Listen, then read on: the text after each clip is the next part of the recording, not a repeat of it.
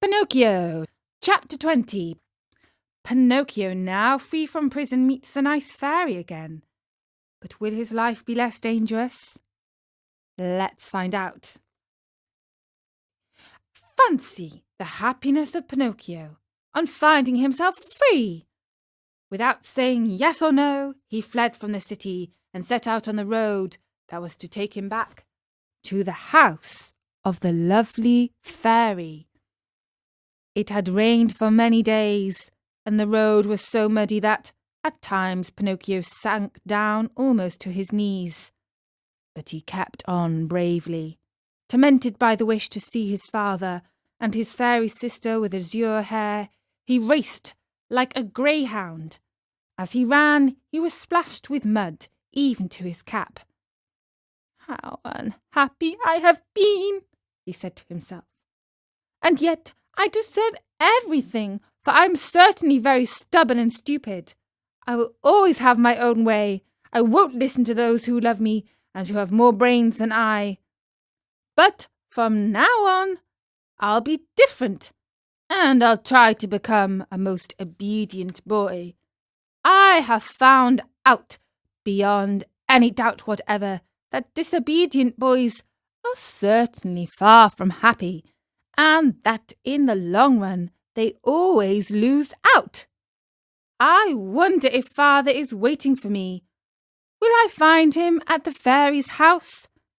It is so long, poor man, since I have seen him, and I do so want his love and his kisses. And will the fairy ever forgive me for all I have done? She who has been good to me, and to whom I owe my life. Can there be a worse or more heartless boy than him anywhere?" As he spoke, he stopped suddenly, frozen with terror. What was the matter?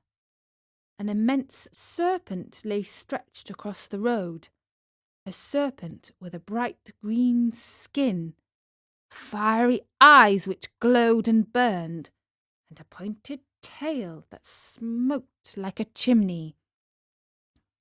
How frightened was poor Pinocchio!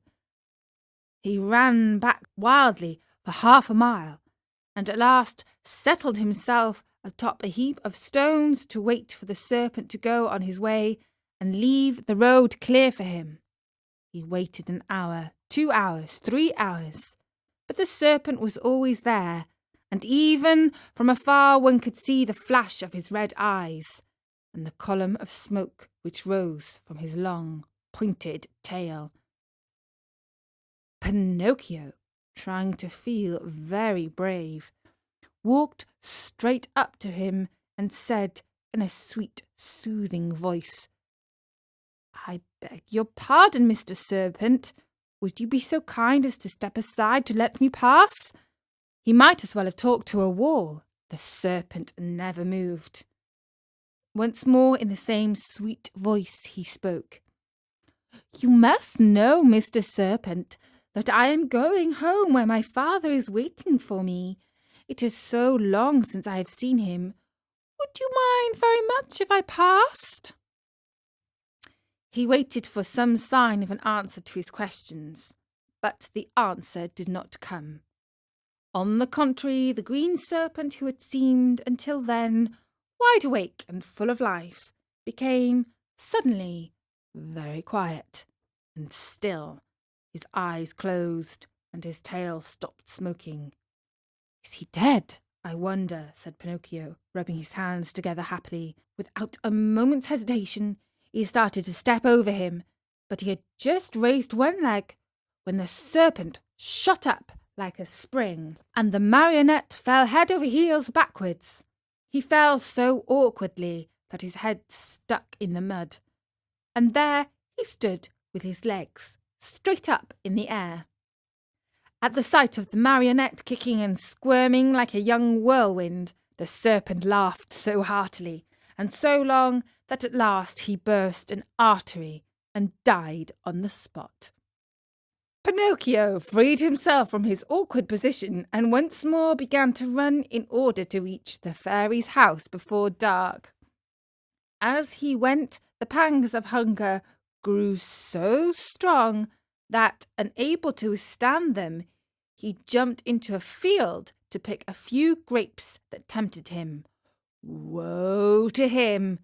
No sooner had he reached the grapevine than crack went his legs. The poor marionette was caught in a trap set there by a farmer for some weasels which came every night to steal his chickens.